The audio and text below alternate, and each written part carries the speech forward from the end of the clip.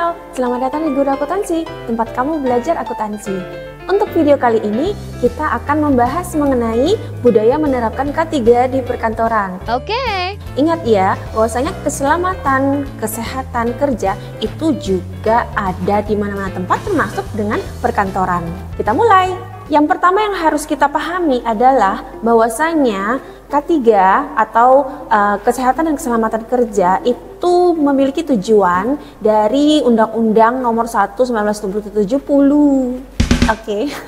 Adalah untuk mencegah terjadinya kecelakaan dan sakit akibat kerja, memberikan perlindungan pada sumber-sumber produksi sehingga dapat meningkatkan efisiensi dan produktivitas. Ya, don't forget ya bahwasanya human itu juga adalah salah satu faktor penunjang dari tergeraknya aktivitas operasional perusahaan. Berikutnya, kita harus mengetahui ini bahwasanya masalah K3 itu akan selalu muncul di wilayah perkantoran. Contohnya seperti penataan dokumen yang berantakan ini. Wow, ini sih so messed up ya. Maka kita nggak boleh nih ada banyak buku-buku yang tidak atau dokumen-dokumen berkas-berkas yang berserakan yang akhirnya membuat kita itu tidak efektif ya dalam pekerjaan. Berikutnya, kita juga harus tahu bagaimana cara penataan kelistrikan. Karena kalau yang seperti ini nih, itu sangat tidak aman sekali. Jadi penataan kelistrikan yang tidak aman itu juga akan menimbulkan masalah di perkantoran. Dan masalah berikutnya yang sering muncul di perkantoran itu adalah mengenai posisi kerja kita itu yang tidak ergonomis ya. Nggak mungkin ya bentuk pekerjaan kita bekerja seperti di gambar ini, tapi ya kadang kita suka duduk yang agak lama, kadang kita suka duduk yang agak membungkuk, dan itu adalah faktor-faktor yang menyebabkan kita itu bisa menemukan atau bisa terkena bahaya dari ergonomis. Masalah berikutnya yang muncul yang ada di perkantoran itu adalah berkaitan dengan penempatan alat pemadam api ringan yang tidak sesuai, terlalu jauh dari jangkauan dan tersembunyi letaknya, itu bakal memunculkan masalah ya. Dan lanjut berikutnya, masalah yang akan muncul adalah kondisi hidran Hidran di gedung tidak boleh terhalang karena memiliki peran penting dalam keselamatan dan pemadam kebakaran. Kalau misalnya hidran itu terhalang atau sulit diakses, waktu yang dibutuhkan untuk mengatasi kebakaran dapat lebih lama, yang dapat meningkatkan risiko kerusakan dan bahaya bagi jiwa. Kemudian masalah K3 yang sering muncul di perkantoran itu adalah kondisi tangga darurat yang tidak sesuai. Jika tangga darurat tidak berfungsi dengan baik, hal ini dapat mengancam keselamatan penghuni gedung dalam situasi darurat, terutama saat terjadi kebakaran atau evakuasi yang Maka, apa saja sih potensi bahaya yang akan terjadi di perkantoran? Kalau kita lihat dari masalah-masalah yang muncul tadi, itu bisa salah satunya ada bahaya fisik, kemudian ada bahaya kimia, kemudian ada bahaya biologi, dan bahaya ergonomi, dan yang terakhir itu ada bahaya psikologis. Nah, kita bahas satu persatu mengenai bahaya-bahaya ini ya. Yang pertama itu terkait dengan bahaya fisik. Bahaya fisik yang terjadi di perkantoran itu biasanya seperti suhu yang kedinginan atau kepanasan, atau getaran-getaran yang muncul dari mesin-mesin atau alat-alat perkantoran yang membuat kita itu tidak fokus, lalu kebisingan yang ada di sekitar perkantoran, pencahayaan yang kurang atau pencahayaan yang sangat terang itu pun juga akan mengganggu, dan ada radiasi dan juga hal-hal yang lainnya yang bisa mengganggu fisik kita. Lalu bagaimana dengan bahaya kimia? Nah, bahaya kimia itu yang bisa terjadi itu seperti cairan-cairan disinfektan, dan ada aerosol, insektisida, zat-zat kimia lainnya yang itu bisa mempengaruhi tubuh kita. Dan berkaitan dengan bahaya biologi itu contohnya adalah seperti bakteri, virus, jamur, kuman, dan lain-lain ya, yang biasanya itu terjadi karena kelembaban ruangan atau hal-hal yang lainnya yang itu bisa memberikan atau menyebabkan datangnya potensi bahaya secara biologi. Potensi bahaya berikutnya yang adalah bahaya ergonomi. Bahaya ergonomi ini adalah bahaya yang terjadi ketika kita melakukan gerakan yang sifatnya berulang-ulang. Lalu ada posisi kerja kita yang tidak natural ya, tempat duduk kita yang tidak bagus atau meja kita yang tidak bagus gitu, sehingga kita duduknya itu tidak sesuai dengan tulang-tulang kita gitu ya, badan kita, sehingga akhirnya kita mendapatkan bahaya ergonomi ini. Lalu ada yang terkait dengan bahaya psikologis atau psikososial, itu contohnya ada terkait dengan beban kerja yang sangat banyak sekali gitu ya, dan itu akan memunculkan stres, lalu terjadinya konflik di sekitar perkantoran kita gitu ya, konflik, gosip, kemudian lain sebagainya whatsoever gitu ya, itu juga masuk ke dalam bahaya psikologis. Jadi kita harus bisa menciptakan suasana kenyamanan di kantor kita supaya terhindar dari bahaya psikologis ini. Lalu yang terakhir itu ada bahaya keselamatan. Bahaya keselamatan ini berkaitan dengan contohnya adalah penempatan peralatan yang salah. Misalkan seperti tadi itu loh, peralatan kabel yang sangat-sangat banyak yang sembrautan, yang acak-acakan, yang kadang itu juga akhirnya membuat kita kalau cepat-cepat itu akhirnya jatuh ke sandung. Oh, itu tidak bagus sekali. Nah, berikutnya, apa saja sih gangguan kesehatan yang sering terjadi sebagai kita nih seorang staf akuntan? Yang pertama adalah kita itu akan mengalami gangguan pada punggung disebabkan karena posisi duduk kita itu yang suka salah gitu ya, dan juga kursi kita itu nggak tepat sebagai kita itu yang sering duduk di depan layar ya, hitung-hitung uang.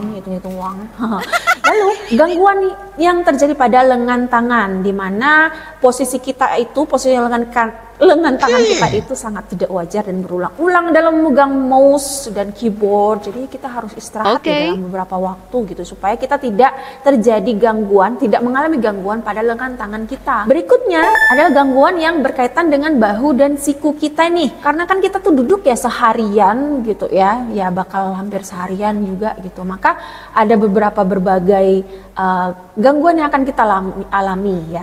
Dan bahu dan siku itu karena juga terjadi gerakan yang berulang, kemudian misalkan kita mau mengambil objek yang jauh itu kita suka memaksa gitu ya, narik-narik nggak mau jalan gitu ya. Lalu berikutnya adalah gangguan yang berkaitan dengan otot kaki. Otot kaki di sini dimana kita itu selalu menekuk kaki kita itu dalam waktu yang lama, dan ya itu karena terjadi posisi duduk yang salah sih gitu. Akhirnya kita menekuk kaki kita, dan ya akhirnya kita mendapatkan gangguan pada otot kaki kita. Ya, dan kemudian terjadilah yang namanya mata lelah ya, melihat layar komputer terus-terusan itu so unhealthy, you know that. Dan ya itu sih karena jarak pandang kita itu kadang terlalu dekat gitu kan, kalau jauh nggak bisa ngelihat, susah ngelihat, maunya yang dekat-dekat, dan terus juga ditambah dengan pencahayaan tidak sesuai, dan itu akhirnya menyebabkan mata kita itu jadi lelah. Nah, lalu apa yang harus kita lakukan? Kita harus memiliki standar penerapan K3 di perkantoran. Ini diatur dalam Permenkes nomor 48 tahun 2016 tentang standar keselamatan dan kesehatan kerja perkantoran. Dalam hal ini, keselamatan kerja itu berarti kita harus yang pertama adalah memelihara dan merawat ruang perkantoran.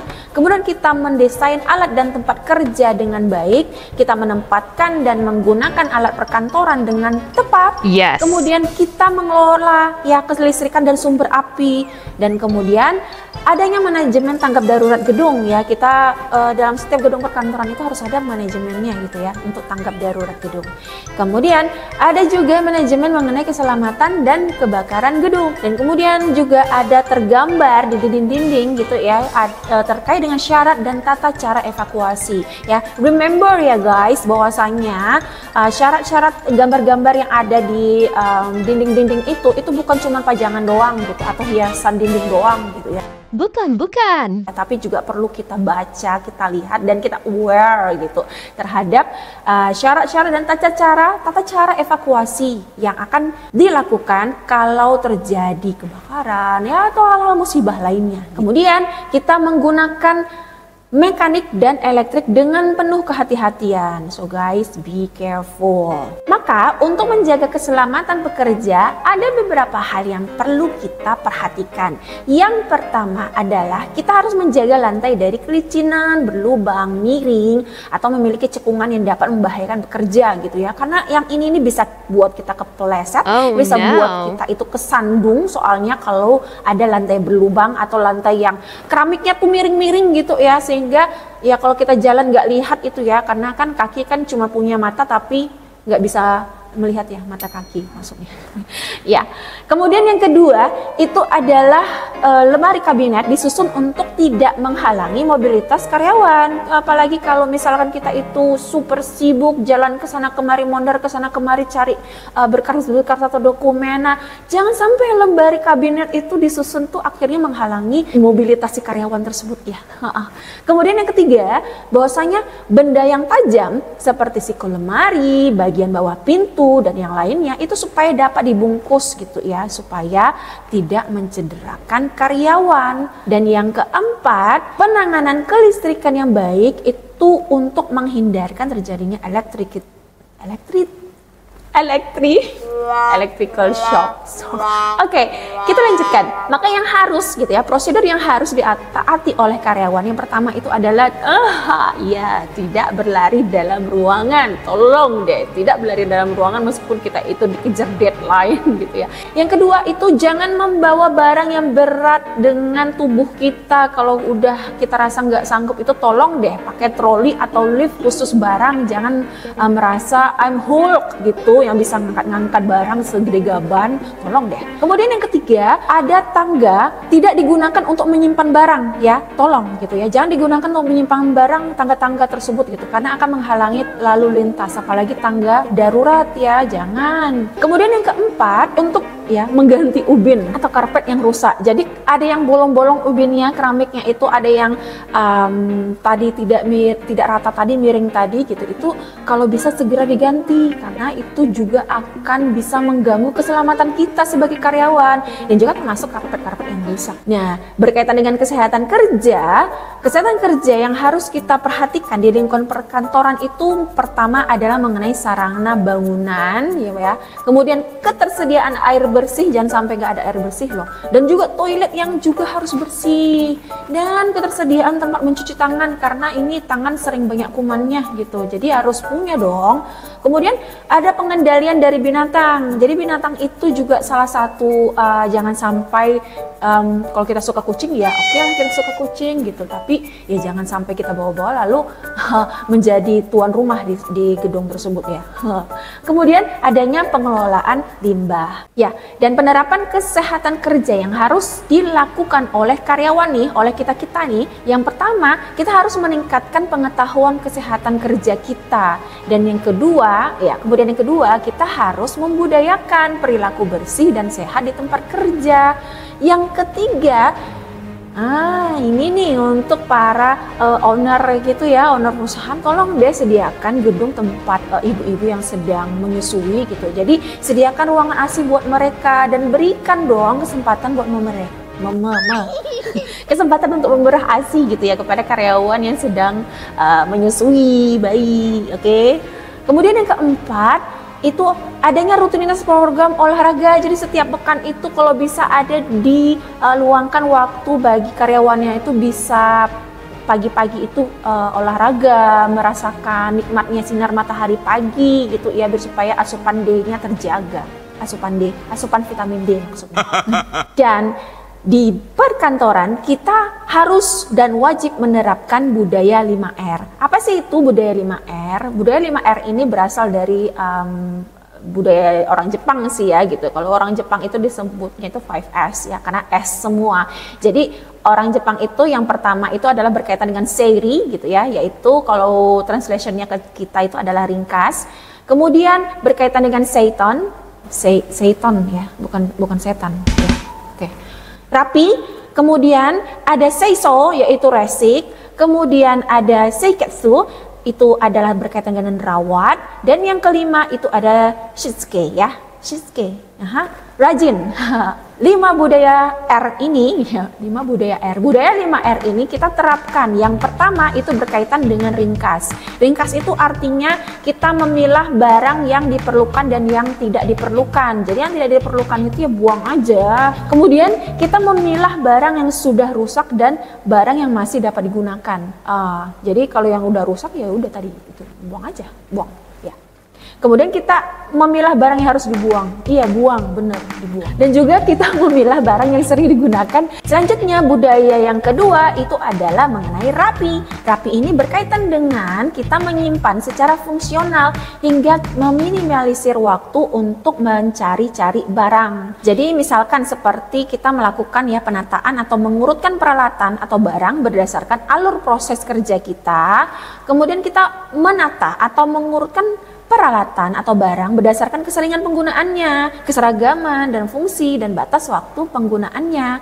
Kita juga melakukan pengaturan atau pengendalian visual supaya barang-barang tadi itu mudah ditemukan, teratur dan selalu pada tempatnya. Jadi kalau udah selesai bekerja, letakkan rapi-rapi di tempatnya supaya kita itu nanti kalau diperlukan lagi kita tahu barangnya itu terletak di mana. Jadi jangan dibiasakan loh ya, kalau udah make itu terus letak sembarangan. Oh my gosh, no. Selanjutnya adalah berkaitan dengan resik ya, dimana resik ini atau bersih ya bahasa Indonesianya, dimana kita itu selalu ya melakukan rutinitas membersihkan tempat kerja dari semua kotoran, dari debu, dari sampah gitu tiap hari loh ya.